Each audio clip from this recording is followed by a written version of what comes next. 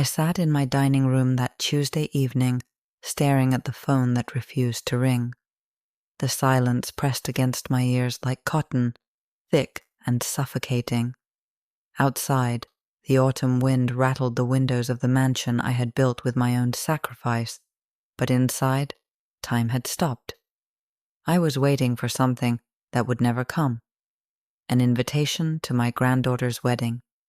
My name is Kamala. I am 66 years old, a widow who spent 4 decades pouring everything I had into the vessel of my family's happiness.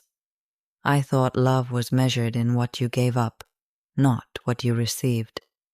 But as I sat there, watching shadows lengthen across the mahogany table I had polished 1,000 times, I began to understand a truth that would shatter everything I believed about devotion.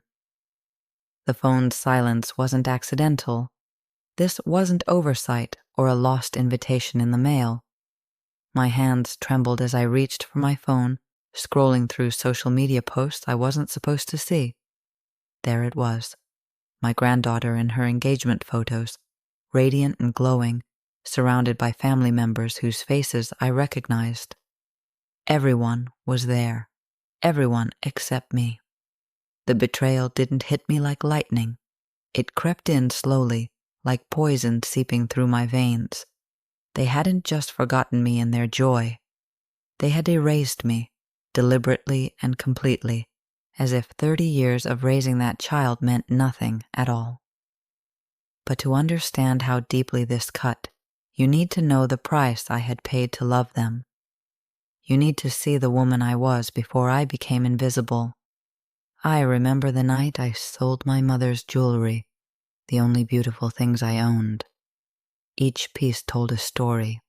The sapphire ring my father gave my mother on their wedding day, the pearl necklace that had been passed down through 3 generations of women who wore it with pride. I held each treasure in my palm, feeling its weight before handing it to the pawnbroker whose indifferent eyes saw only dollar signs. The money went to my son's college tuition. He never knew. I told him it came from savings, watching his face light up with relief as I signed the check that would secure his future. That night, I looked in the mirror and saw my bare neck, my naked fingers, and I told myself, this was what mothers did. We gave away pieces of ourselves so our children could be whole.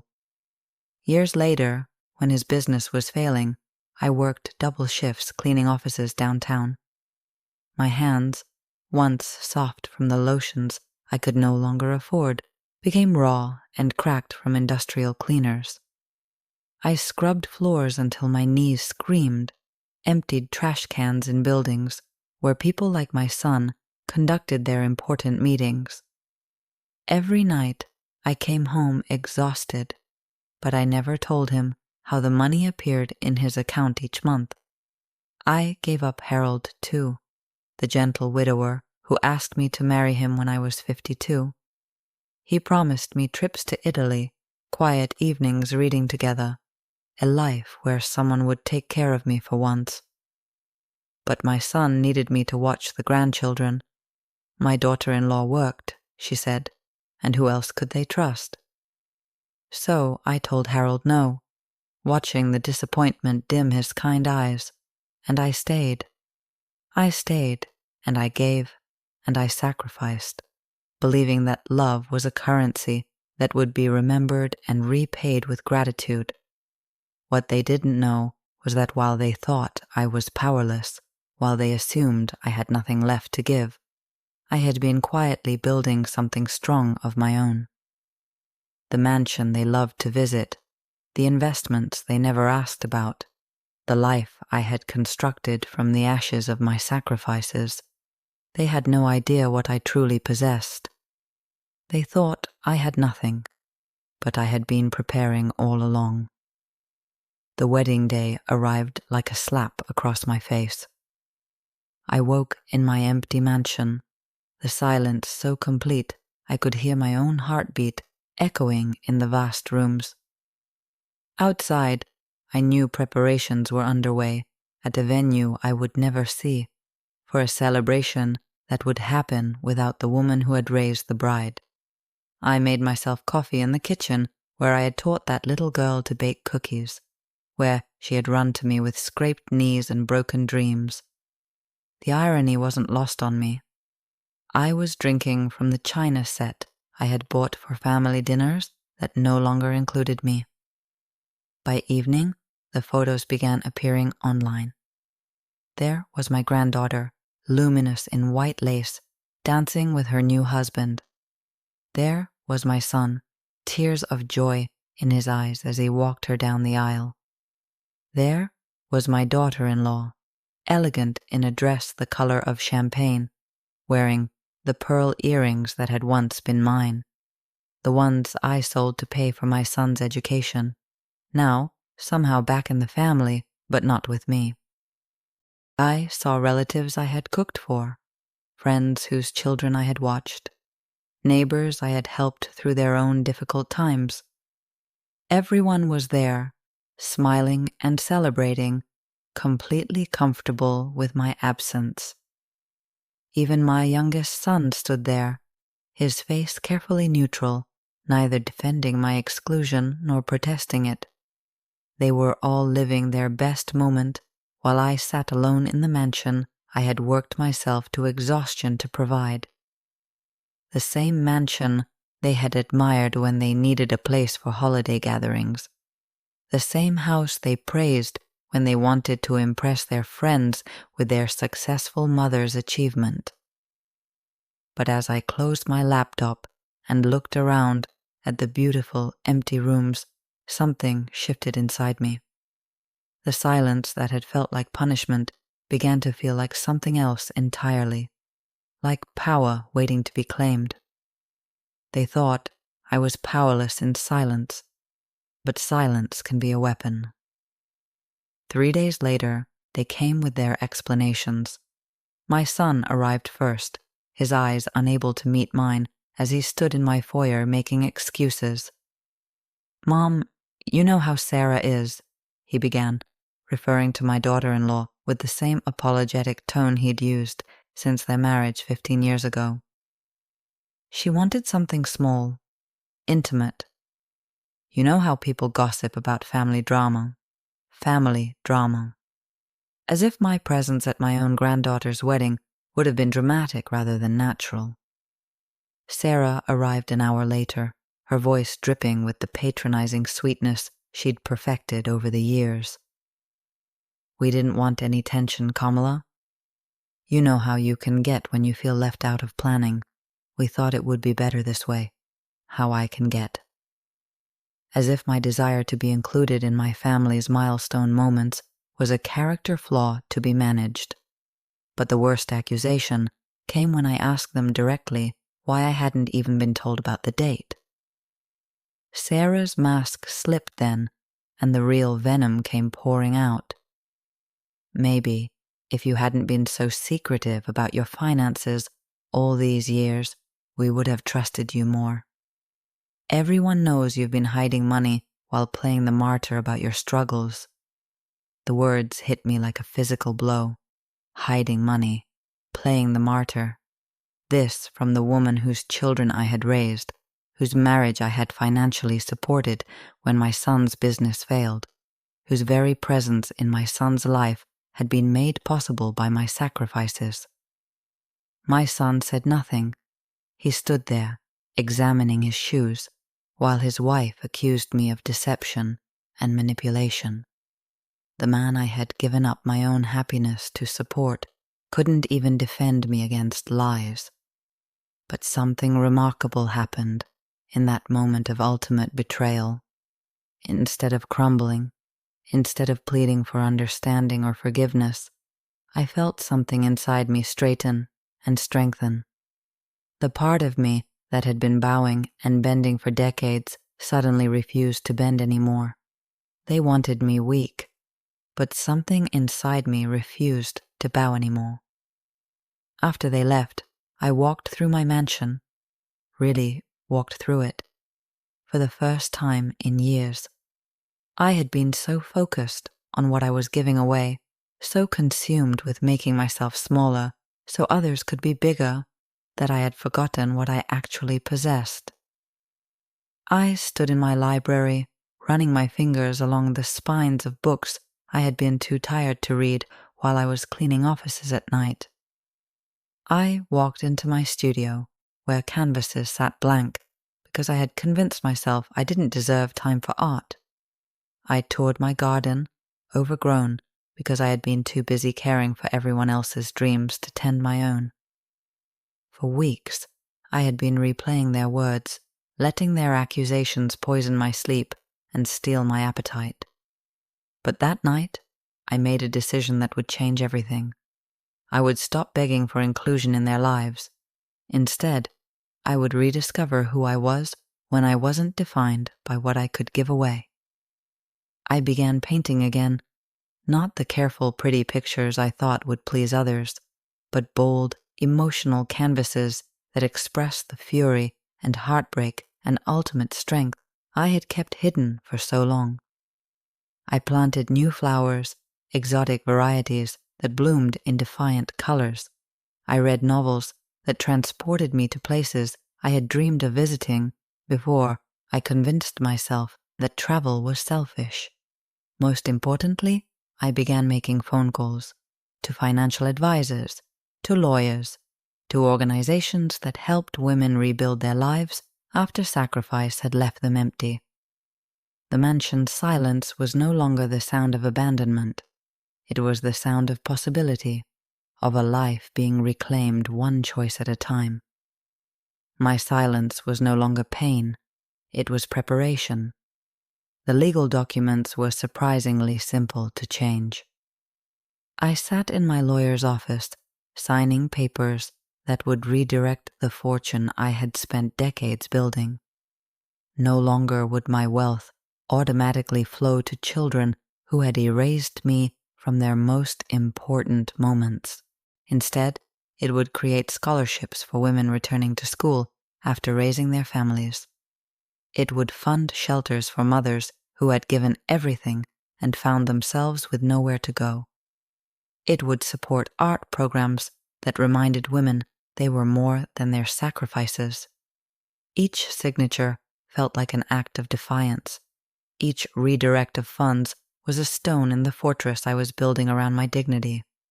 My son and daughter-in-law had accused me of hiding money, so I would make sure they never had to worry about it again, because it would no longer be theirs to inherit. I thought about the women who would benefit from scholarships bearing my name, women who had postponed their dreams to raise children who might later exclude them from family celebrations. I imagined young mothers reading in libraries I would fund, their children playing safely nearby, learning that their mothers were complete human beings with dreams worth pursuing. The irony was exquisite. They had excluded me from a celebration of love and family, so I would create a legacy of love and family that didn't depend on their approval or presence. They had tried to diminish me, so I would use my resources to help other women refuse to be diminished. For the first time in years, I felt purposeful in a way that had nothing to do with anyone else's needs or expectations. I wasn't building this legacy to punish them. I was building it to honor the woman I had been before I learned to make myself smaller.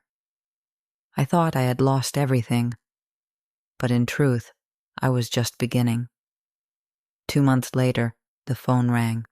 My son's voice was strained, careful, carrying the weight of pride being swallowed in pieces. His business was failing again, and this time, the safety net he had assumed would always be there was no longer guaranteed. They arrived on a Saturday afternoon.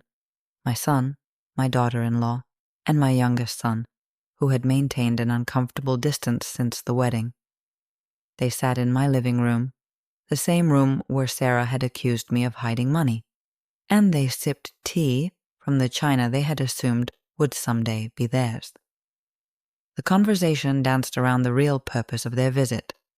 They talked about family, about missing me, about how the house felt empty without my presence at holiday gatherings.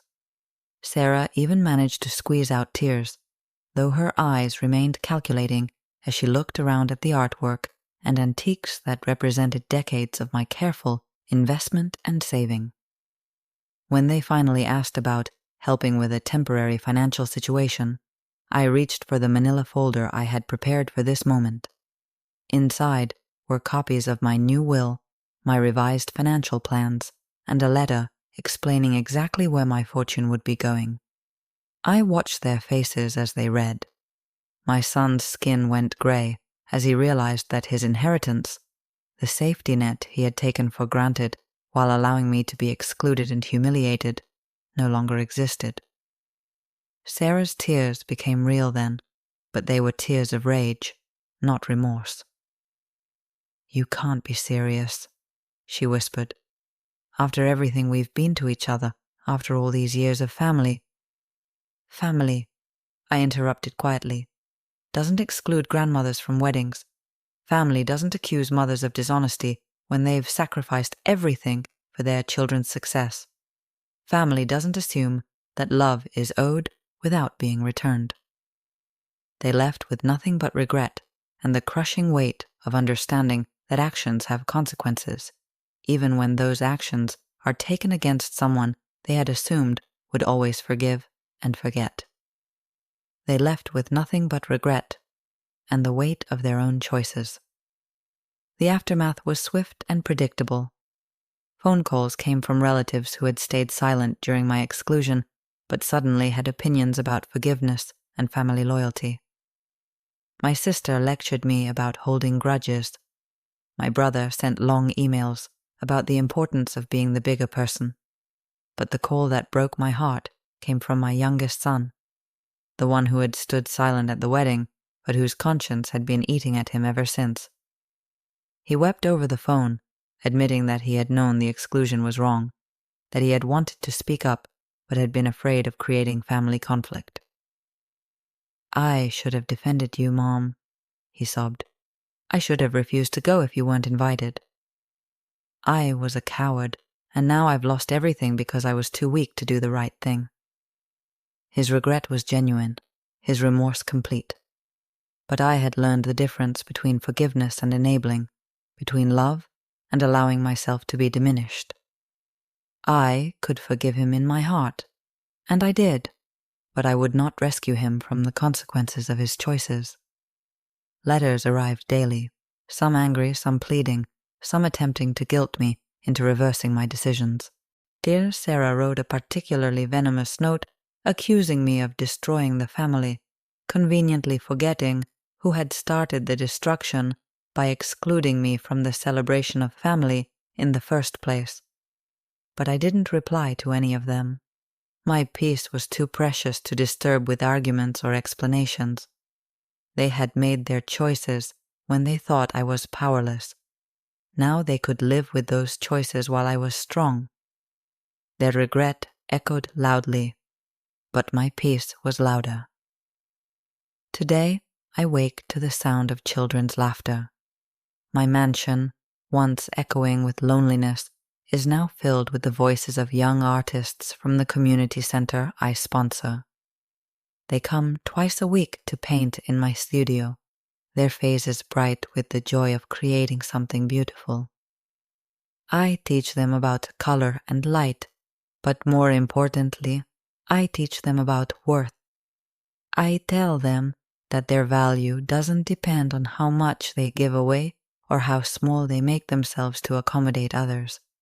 I watch them paint with bold strokes and bright colors, and I remember what it felt like to believe in my own right to take up space. My garden blooms with jasmine and roses, tended by these same children who have learned that beauty is something we create, not something we wait to receive as a gift from others. They help me plant new varieties each season, and we talk about growth, about patience, about the difference between nurturing others and losing yourself in the process. The scholarships I created have already changed lives. I receive letters from women who thought their dreams were buried under years of sacrifice, who are now returning to school, starting businesses, rediscovering who they are beyond their roles as mothers and wives. Their success stories fill the empty spaces in my heart where my family's approval used to live. I think sometimes about forgiveness, and I realize I have forgiven them, not because they deserve it, but because carrying anger would diminish the joy I found in my new life. But forgiveness doesn't mean reconciliation. Love doesn't mean accepting disrespect. Healing doesn't mean pretending the wound never happened. I am not bitter, though I have every right to be. I'm not vengeful, though revenge would be easy with the resources I possess. Instead, I am something far more powerful. I am free from the exhausting work of earning love that should have been freely given, free from the crushing responsibility of making others happy at the cost of my own dignity. The woman who once sold her jewelry to pay for her son's education still lives inside me, but she's no longer defined by sacrifice.